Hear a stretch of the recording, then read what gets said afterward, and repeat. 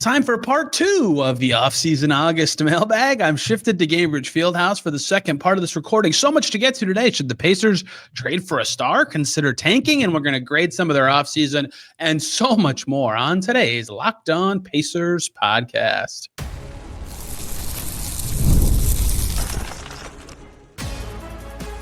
You are Locked On Pacers, your daily Indiana Pacers podcast, part of the Locked On Podcast Network. Your team every day. What's up, everybody? Happy Friday. Congrats. You made it through the week, and welcome into another edition of the Locked On Pacers podcast, where we, of course, talk about the Indiana Pacers. As always, my name's Tony East. I cover the team for Forbes, and today I am deep inside of Gainbridge Fieldhouse. I am recording this 9 days before posting this because I'm on a lengthy trip when this comes out, and I have several more of your questions to get to. I asked on Twitter and Blue Sky for people to tell me what they're thinking about the Pacers, ask questions, and I'll try to answer them. Really good stuff on the first part of this on Wednesday. Part 2 today, featuring many topics: a trade for a star, should the Pacers maybe consider tanking, grading their offseason, and so much more. Really appreciate you guys helping me with questions and topics while I'm far away from Indiana. But on Monday, I'm back, and we'll be talking about deeper dives into some of the Pacers' new players. Okay, let's get started today. If you see my phone in my hand quite often, it's because that's where I have the questions screenshotted. First one today comes from @real_bigred27, who says, do you see the Pacers packaging their picks plus swaps to trade for a star player? Do you think they'll continue to make moves on the margins and see what works together? I know it's dependent on the state of other teams and players, but I wanted to know your thoughts. So they certainly have more capability to do exactly this, right? I said, you can go back and listen if you want proof, when they made the trade during the finals for their pick, pre-knowing Haliburton would be hurt, I said that's a good trade because it unlocks a lot of what this question is describing. Opportunities to trade a lot of picks and swaps in one deal, right? The Pacers can now trade up to 4 firsts in one trade. They're first in 26, 28, 30, and 32, all at the same time, plus swaps in the in-between years. It doesn't have to be those specifically. It could be 3 firsts, 2 firsts, whatever. Swaps are a part of everything. But they have now, with their own, they have all of their own firsts. So they are allowed to, they're not going to be able to beat the OKC, Houston, San Antonios of the world who have every pick under the sun in terms of the biggest package. That's where the context-dependent part comes in. But an available star who would want to go to the Pacers or makes good sense for the Pacers, they have the ammo to get them if that makes the most sense. The thing that the Pacers also have that I wondered about last year, and we'll talk more about later this month, ironically, and will still, in theory, be a question to me this year, is like, if they were really trying to swing for a player of that caliber, a clear star player, what kind of value would a Ben Mathurin, a Jarris Walker, or if it's really, really a star and like you have to send a really good young player, a Nembhard or a whatever, have in a trade to get that player? Obviously, the goal, if you're the Pacers, is to trade away as few of your good players as possible to get that player and use as many picks and matching salaries elsewhere as you can. But they have the ammo to do it. And I wondered even before last season if that would be something they consider or try to act on with the young players and assets that they have. If they wanted to make an upgrade, then they were good enough to make the finals already. Now, obviously, like a star level or close to star level center or a really good player at any position, honestly, the way that Siakam plays outside of point guard, they have the ammo to do it. The question is timing again, right? I made that case a lot in the past, and people always say, you're talking too much about timing. If the player's good, make the trade. And that's true. There is a right time for this stuff. Like when you know as much as possible about your young guys, when your pick situation is as strong as possible. And so I think if you made me guess the actual answer to this question, I would imagine that the next year or so is more about margin stuff, getting the players that they view on their team worthy of contracts, worthy of the role they have on the roster, and then figure out what ammo they have to make upgrades after that when Haliburton does return. Because I think any decision they make about making upgrades or changing the quality of their team is totally dependent on how good he is post-injury.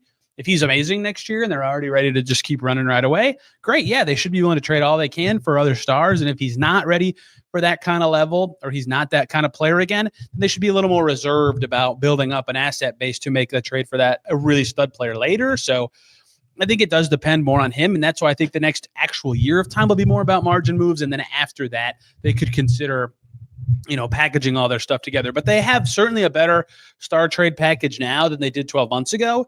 But it also kind of depends on, the emergence and play of Furphy, Walker, Mathurin, whatever young players that would in theory be alongside picks in that trade. Kyle Winslow on Blue Sky, just Kyle Winslow is his handle, says they're not going to tank, but should they tank? Who in the draft class would be worth tanking for? So I'll do the last part first. I don't really know.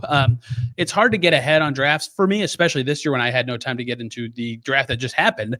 The best mock drafts are like the mock drafts that put everybody into one place. That Peterson kid at Kansas, Cam Boozer, Karam Lopez. I've heard those names before. I've heard of Braylon Mullins before. And then, of course, DeBenza, who's going to BYU, and he's going to be playing under a former NBA assistant coach, so learning NBA ropes, right? He's been projected number one at a lot of places. I don't know much about the Cement kid at Tennessee, but he is also ranked quite high. So there are really good players. I've heard good things about the 26 draft class. For a while, when Flagg was thought he would be in it before he reclassed, this was talked about like a while ago as one of the better classes, which is always good. Even if it's just the same amount of depth, if the top is better, that means you're getting the better end of the depth whenever you pick. The Pacers' current projection, a lot of places, they'll pick somewhere between like 12 and 17-ish or something, right? So good to have a nice first in that draft, kind of the opposite of the previous question. But that's where the question comes in. They're not going to tank, but should they? Like the 27 draft, I've heard stinks. You wouldn't want to tank that year. If you were going to do it and you just happen to stumble into a great pick in a loaded draft, that'd be great. Here's the problem. So the should they question, I can at least like understand where it's coming from, right? If your top end is not there and your ceiling is whatever the Pacers ceiling was in the Sabonis or Oladipo eras, which they were like closer to winning rounds, and I think people give them credit for, but for what? To lose in the next round, right? Who knows? They won 3 total playoff games between Paul George and Tyrese Haliburton, right?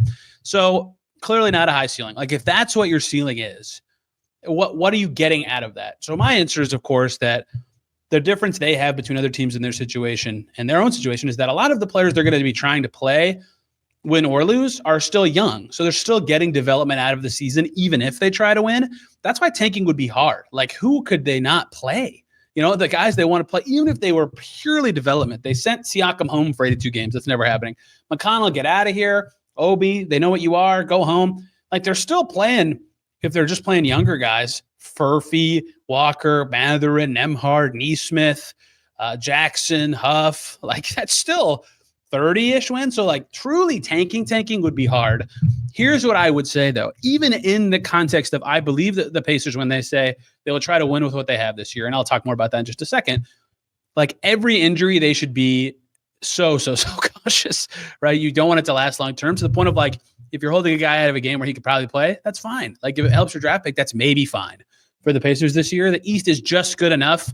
You can like flounder around in that, set 6 to 10 range either way, no matter what your goals are as the Pacers. So I would opt for having like a competitive record, but like the lower end of that, if that makes sense. Like I think if the dream scenario, if the Pacers could pick their final record, sans championship, but tanking is impossible. And I've mentioned this in the Gap Year Pod before too. One, because of what I just said, they're young guys that will be playing are too good. 2 is, look, I understand the idea of this being a quote unquote gap year, but if you haven't heard this point before, I made it in a couple more places. Let's make it right now. Once again, next summer, the summer of 2026, Pascal Siakam becomes extension eligible. Obi Toppin becomes extension eligible. Aaron Neesmith will once again, assuming he does not now, be extension eligible. Ben Mathurin will be a free agent. Jarris Walker will be extension eligible. Ben Shepherd will be extension eligible. I could go on and on about how many guys. I think Johnny Furphy will be extension eligible. Like half the team will be eligible for longer, different, whatever kind of deals. You want to ball out going into that potential situation. Any of those players should want to play well to potentially maximize their earnings or get a longer deal with the Pacers, right? That's basically true of every NBA player. If you're in like the first season of a 4 or 5 year deal, okay, maybe you're not like so ultra motivated by that kind of factor. But to me, that's where it's going to be so hard for them to even think about coasting, diving, whatever, is that all these guys can be playing as hard as they can, balls to the wall, wanting to play as often as they can because they could be playing for money, right? In the reality of the NBA now, where there's so much change, only player left from 5 years ago on the Pacers is TJ McConnell. You're always trying to put yourself in a situation to maximize your earnings and be in the best possible situation. For a lot of guys, that would merit a good season. It'll be harder to have a good season without Haliburton. So towing that line between like, yeah, it's probably ideal if they get a better pick versus they want to win, they should want to win, get experience in the playoffs for some of their young guys, and money is a factor for all of them, is going to be a very hard line to toe, but I think it skews more towards trying to win as much as you can with the resources available. All right, 4 more questions still to come here on Locked On Pacers, including grading their offseason. So much more. Before we get to any of that, we got to talk about Open Phone. If you're running a business, you know that every missed call is money left on the table. Think about the last time you had an urgent need, maybe for a plumber or a service provider. If the person didn't answer, did you wait? Probably not. You moved on. That's why you need Open Phone. It's the #1 business phone system built to streamline and scale your customer communications, all from an app on your phone or your computer. Open Phone lets you manage business calls and text from a single app. They have a shared inbox feature that everybody loves. It's a game changer. You can jump into any combo at any time without missing a beat. And they offer an AI agent that handles after-hours calls, answers common questions, and captures leads so you don't miss a customer. They're offering listeners of this podcast 20% off your first 6 months at openphone.com/LockedOnNBA. That's openphone.com/LockedOnNBA. And if you have an existing number with another service, they'll port them over. No extra charge. Open Phone. No missed calls. No missed customers. We're back here on Locked On Pacers. Thanks for making this your first listen today and every single day. I'm recording this in July, so I have no idea what's going on around the NBA. Locked On NBA, though, they do know what's going on. That is the best place to get the latest and greatest from around the association. You can hear me on there every Wednesday. They're talking about whatever's going on. If there's something that you are interested in, let's continue here by looking at more questions from you guys. I forgot where my phone was there for a second. Andrew at Andrew_S24_ says, do you think the Pacers front office will be willing to go into the tax for 26-27 season since Tyrese will be back? If not, what is the outlook for our extensions to Mathurin and Smith? I know we can't play everyone, but this core was 1/2 away from a title. Yes, exactly. I truly do. I've been more pessimistic about their feelings about going into the tax before this summer than maybe other fans were. But I do think they were absolutely willing to do it for Turner this year. Like, I think they realized the ceiling Tyrese Haliburton presents them. So for the right situation, I think they would. And if that means using the mid-level and paying Mathurin, then yeah, I think they would consider it, right? Or if that means trading a player for somebody making $7 million more and that takes you into the tax, if it's the right fit, if it's the right player, if it's worth the assets, yeah, I think they would truly consider it. Now, I said this before this offseason, even acknowledging that I thought they would, if they kept Turner, be willing to go into the tax. My prediction was that they would try to put themselves in a spot where they would be one move away from getting out, right? Where they would be like somewhere like $8 million over the tax to start the season. And then if things go sideways without Ty, or if things go sideways, whatever, they could trade Toppin, Mathurin, someone to get under the tax and feel good about that. And you don't want to do that. You never want to dump money and give up assets if you have to do it, or not give up assets, but just dump money is not fun. Like, at least they'd have the option, right? And so that's what I would think definitely would be the case next year, is even if they, like, Mathurin has a baller year and they pay him $25 million plus, then they're already right up against the tax. And that's without a new deal for, any free agent. Tony Bradley, if he's even on the team, they actually don't have that many free agents next year on their team. Wiseman, depending on what happens with his option, they'd be right up against it with their spot. Like, if they wanted to make another upgrade with their exceptions, they'd be going into the tax to do it. And I think they're good enough. They've shown they're good enough that they should be willing to. But I bet they would think, and they'd be right to think this, that what if Haliburton's not as good? What if the team with older Pascal Siakam, older TJ McConnell just isn't as good, right? Can they justify paying the tax if they're a 45 to 50 win team 2 seasons from now, right? And they should probably want to try their best to be as good as possible. They know their ceiling is quite high with the Carlisle, Haliburton, and co. mix. But if they're not good enough, they would want to get out of the tax at that point. So that is why I would say I'll probably say the same things next summer, presuming a normal season of, yeah, they should probably be willing to spend to go into the tax, but be close enough that they could dump one or a contract here or a minimum guy there and get out very easily, right? A path to get out that isn't hard to do or doesn't require crazy assets sent to another team to actually do it. So it's hard to say without knowing how this season looks. It's hard to say without knowing how Haliburton looks 2 years from now, but I think they should be. And I think that my tenor on their willingness to do so in the Haliburton era changed given the way the summer I and everybody I talked to in the world thought would go. It obviously didn't go that way, but people expected that would be a possibility for the Pacers. Okay, next up comes from Skirt Russell. at CIDMCP on Blue Sky says 2 seasons ago, offense was the priority. Totally true. They ran around the league with their crazy pace. They scored a bajillion points a game, and when the Celtics scored more, huge success. Last season, that wasn't in the tweet. That was just what he said. Then he continues, or she. Last season, we saw massive emphasis on team defense. What's cooking for this season? Broad strokes. And that is a great question that I don't know the answer to, because they might, as Kyle Taylor and I did on an episode last month, really have to re-identify who they are without Haliburton. But how far down that path is reasonable for the Pacers to go, right? People interpreted our discussion as like us saying they should slow down. We're not saying that, but part of what that discussion is about, of redefining who you are, is the way they play, the fast style they play, is possible and is successful because Tyrese Haliburton is so good at it, and everybody else that they have is talented enough that they can do it, right? And if they don't have Haliburton, how good is that system going to really be? So I think the emphasis this year will be on versatility, if that makes any sense, right?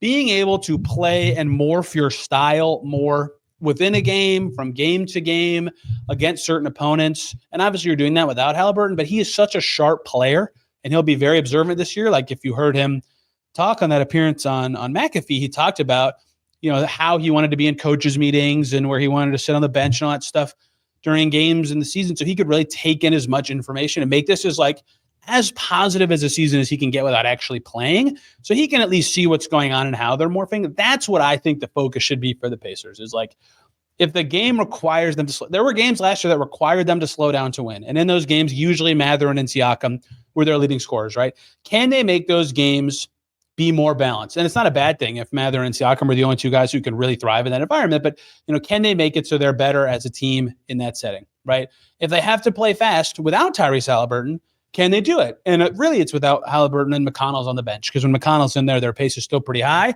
I think they should want to try to keep some of their tempo stuff going, because guys are going to need to be comfortable in that style 2 years from now when Haliburton does return. Obviously, it's worked very well for them. But, in a copycat league, eventually everyone's going to be playing fast. Like, how much of an advantage is that? Or not everybody's going to be playing fast, but teams are going to keep trying to play fast. Like, how much of an advantage are the Pacers really going to get out of that? That's why I think they need to add in versatility. And that's part of why we'll get to this question later, more specifically, but part of why I've advocated for lineups with guys that not like unheard of, but unusual, let's say, positions, right? The face of this to me, I said this in the last mailbag, I said it on the lineup show, I'm going to say it again in this very podcast and this offseason. Neesmith at the 4, for example. They've mixed in Siakam at the 3 a few times last year next to like Toppin in a center, right? Or, Jarris at the 5, heaven forbid. That would be crazy, but could they do it, right? Who else can move up or down positions? Like, just picture anyone in your head. I don't need to run through every single name. What positions could Furphy play? Be wild in your mind, right? Like, that kind of stuff adds to your versatility, because then the player is developing by getting minutes. They're also developing by learning new skills, of course, like owning their own.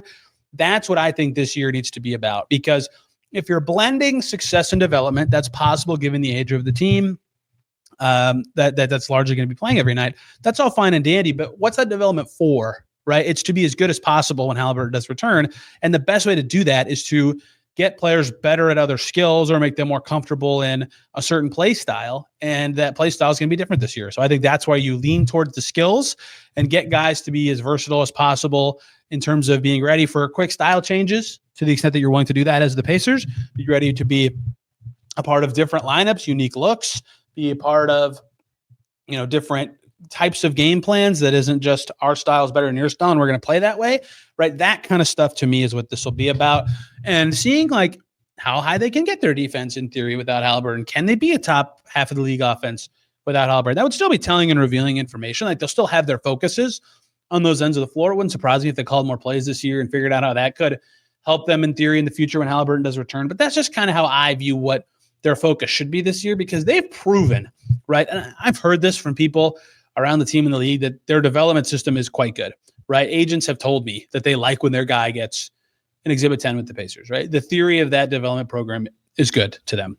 And so if they're good at that, right, then that stands to reason that they'd continue to be good at that this coming season. So use that development strength that you have and the talent on your team to me to focus on versatility, being adaptable, being ready for anything. And then 2 years from now, hopefully Haliburton can soak as much of that in as possible from the bench and keep it moving. 2 more questions to go here in the mailbag portion of the offseason here on Locked On Pacers. Before we get to those last 2 questions, we need to talk about Game Time. We've all been there, logging on early, waiting forever for concert tickets to go on sale, only to lose your spot for the show you've been dying to see. Live music should be about making memories, not dealing with the stress of ticket shopping. That's where Game Time comes in. They make it easy to get concert tickets faster and easier than ever. Prices actually drop as it gets closer to showtime. You could save up to 60% off with their killer last-minute deals. If you're tired of endless scrolling to find the best deal, they have zone deals that'll pick the best seats in certain sections for you. If you want to know what your view is going to look like, they have a panoramic seat view, and it was spot on when I used it to go see the Liberty play in Barclays Center. You see the price, and you pay the price. There's no hidden fees, and they have the Game Time guarantee to help you with cancellation protection and so much more. Take the guesswork out of buying concert and show tickets and sporting events with Game Time. Download the Game Time app, create an account, use the code LOCKEDONNBA for $20 off your first purchase. Terms apply. Again, create an account and redeem the code LOCKEDONNBA for $20 off. Download the Game Time app today. Last minute tickets, lowest price guaranteed. Back here on Locked On Pacers. Thanks for making this second edition of the mailbag your first listen today and every single day. Part 1 was Wednesday. If you missed it, we've done a couple of shows this week as I've been out of the country. I'll be back Monday talking more Pacers back on more regular scheduled programming. If any news has happened that you're like, Tony, why have you talked about that yet? That's why. Okay, let's finish this up. 2 more questions. First one comes from Ed Helinsky at Mr. Ed 315. On a scale of 1 to 10, with 10 being outstanding, what number do you give Pacers management so far for this offseason performance? Yeah, losing Turner hurts, man. Like, people have, even if you, a listener, do not think Miles Turner is a good, like, straight up, you don't even think he's good. First of all, I just think you're wrong, but that doesn't matter for what I'm saying. Even if you don't think he's good, the fact that he is gone makes trades harder for the Pacers. It makes their ceiling lower until they get another center. The flexibility is nice. It could help them significantly at some point in time in certain specific moments. We'll see how much that flexibility helps them until they get another center. Losing him is bad. Like, that is even the contract he got is not even that unreasonable to me. That's why it's very, like, player option plus trade kicker is painful stuff, right? If you're the Pacers, you might not want that in there, right? If you true serum to me, or excuse me, if you true serum the Pacers, I'd be curious if they would truly have matched that contract of the Bucks. Would they have offered 4 for a 108? Maybe. With the option and the trade kicker, I don't know. That's a lot of bells and whistles, right? Miles Turner got a great contract for where he is at in his career. But the Pacers, like, by their own admission, were negotiating and trying to get him. I only bring that up to say that losing that salary slot and that level player, that's the best free agent who switched teams this summer. It's him and Nick Alexander-Walker, the only 2 starter level guys, right? That hurts. That's a big loss. That is a low on the scale of 1 to 10 move, right? That's a 2 or 3. That the player option and trade kicker make me go, okay, like, if that truly was the reason you lose him, I at least can get it. But I mean, I would have considered paying him that contract myself, even if he's negative value in the last couple of years. That great, you get positive years of it in the Haliburton era. That's like what you need. So that hurts. But the rest of the stuff they did all at least makes some sense to me. I think they overpaid Isaiah Jackson a little bit compared to what I would have, but it's not a bad contract. Like, it's such a small amount, and he might be their starter and has a chance to, play a lot and outperform that. The draft was good. I think they get good marks for the draft. Trading to get that 38th pick was smart. I thought they should have done something like that, and they did. Trading to get their 2026 pick was already smart and now looks way smarter than it did when they did it. The Jay Huff trade is fine value. Even if Jay Huff is just okay, like if he's just a 15-minute-a-game backup, a second and a swap for 3 years of that on a minimum is a good trade. Like, that's a very low-risk move, assuming he's even close to back-end rotation quality, right? They are good at trades. They smoked a lot of the margin stuff, right? The Wiseman deal is exactly what a team in their position should be doing, right? A guy who could be good and is certainly a development project as your third center makes a lot of sense. Like, again, a lot of the stuff that they did has been smart. The Cam Jones contract is the cheapest contract of any of the top 38 picks. The 40th pick, the Pelicans guy, PV, he got more guaranteed money than Cam Jones, right? They did a good job negotiating there, right? They haven't done anything bad contractually with their own team. The moves they've made asset-wise all make sense to me. But the absolute number one biggest thing of their offseason was Turner. Maybe it actually became that first-round pick trade after Haliburton got hurt, but the Turner thing was so big, and they handled it wrong to me. And so I can't give them more than like a 4 or 5. ESPN gave them a D.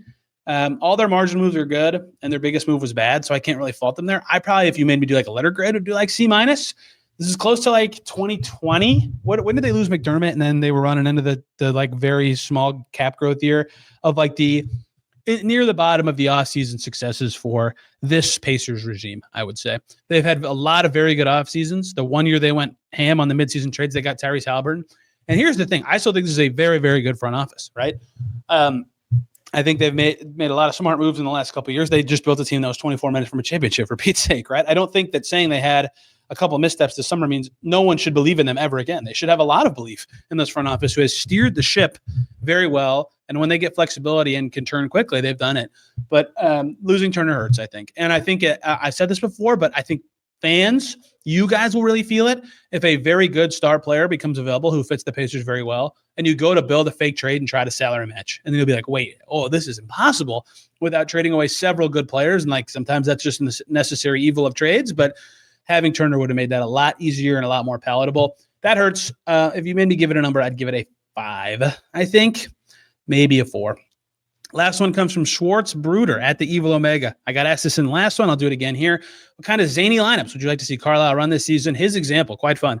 Something like Nembhard, Furphy, Jarris, Siakam, Huff, crazy. That's fun with Furphy at the 2, which gets me back to what I said earlier and stuff I've said about lineups the last couple weeks. Get wild, man. Put these guys in different positions. Not like Furphy at the 5 level positions. That's just stupid. Or like someone playing point guard who shouldn't be playing point guard. But like, let guys explore the space of different positions, see what they need to learn, see what they need to get better at to thrive in that role, because that is what a lot of this season should be about for development, is getting more versatility, like I mentioned earlier, into the players and onto the team. Right? That lineup would be a good example. And I mentioned that earlier as kind of a good idea, leaning into that kind of stuff. It's hard to perfectly build wild lineups for the Pacers because they don't have anyone who's like, maybe that guy could be a way out of position player and they've just never gotten there. But they have a lot of like, could play a lot of young wings together, stuff that they've never done before. Or, Nembhard at the 1 is going to be Zanny a lot of time because it doesn't happen that often, especially without another point guard. Like a lot of scenarios are going to look weird, but I totally agree with the premise of the question that they should be trying to put out some zany groups. I mentioned one of them earlier. I'm glad that zany has become the word to define the Pacers for this season, but anything that challenges a player's typical skill set, typical position, that would be zany to me. And anything that puts the team in a situation where it's like, they have to play slower to make this group work. I'm not saying that's a good thing. That does take away from their identity, but I at least understand how that could benefit the team long-term and give them some sort of successful barrier to cross this year in terms of the development of a team, a lineup, a pairing, a fit, whatever you want to say. A lot of good lineup questions, which are certainly very important to the team this year. My voice is fading. This is my 5th podcast I've recorded today to get ahead, so going to stop. Thank you all so much for the questions. If you submitted one, I'll be back Monday. Deeper dive into Jay Huff, into Cam Jones, into Talon Peter, and way more about the Pacers' new players so I can really understand what their skill set is and teach you guys them too. Obviously, we've done the high-level stuff. You've heard from experts about them, but we have so much more to get to. Thank you all so much for listening today. You can find me on Blue Sky and Twitter at Tony R. East. This podcast is on Twitter at Locked On Pacers and Instagram under the same handle. Back Monday talking more Pacers. Unless something happened, then we'll talk about that. Till then, everybody, have a wonderful day.